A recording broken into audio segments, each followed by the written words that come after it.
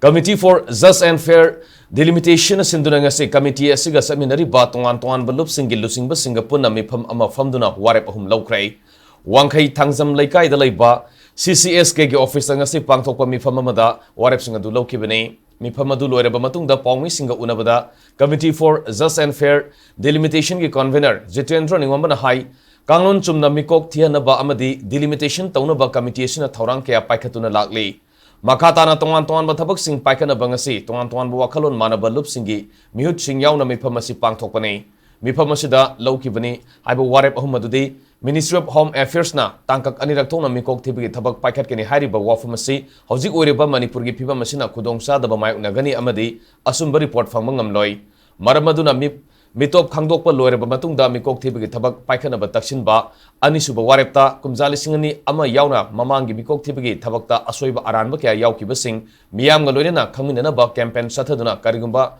Hozik Mikok Thirabadi Kadai Fauba Mangzaba Yabage Haibadu campaign adugi Matengna Miyamna Khanganba Loirena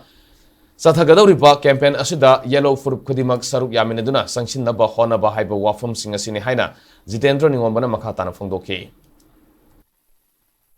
Manipur की मियाम सिलसिला उजुजुक तौरिबो सेंससना तौरगदी करी मंगजगनी अदुगा करी तोंजगनी करी अवाक ले होगनी हाइबि सिंगो मयाम जुबी एकोई अवेयरनेस प्रोग्राम पांथोकनबा एकोई सेम साजरे हाइबिसिना कोइना सक्सगदोरिबा एकोई सेंसस की मतांगा मियाम पिजकतबो अवेयरनेस असे मरुइना यामना मरु ओइबदी लंगदमसिदा थुंगामिनरिबा फुरुक अकोई पुनमुक सिंसे अमगा कोन्सिनरकांदा अमगा कोई पुन्न सन्मिनरकांदा अकोई कोई खंगमिनसी सेंसस हाइबस करिनो अदुगा अकोई तोंगान बलेदिबो मयाम सिंसे कोइना सरुक याबिननबा अकोई स्टार्ट कदोब कैंपेन सिदा सरुक याबिननबा तोंगान बो पुरुक मयाम की लीडर्स नि तोंगान बो काउंसिल दा अकोई सन्मिनसी हागना कोई अपील तौजबा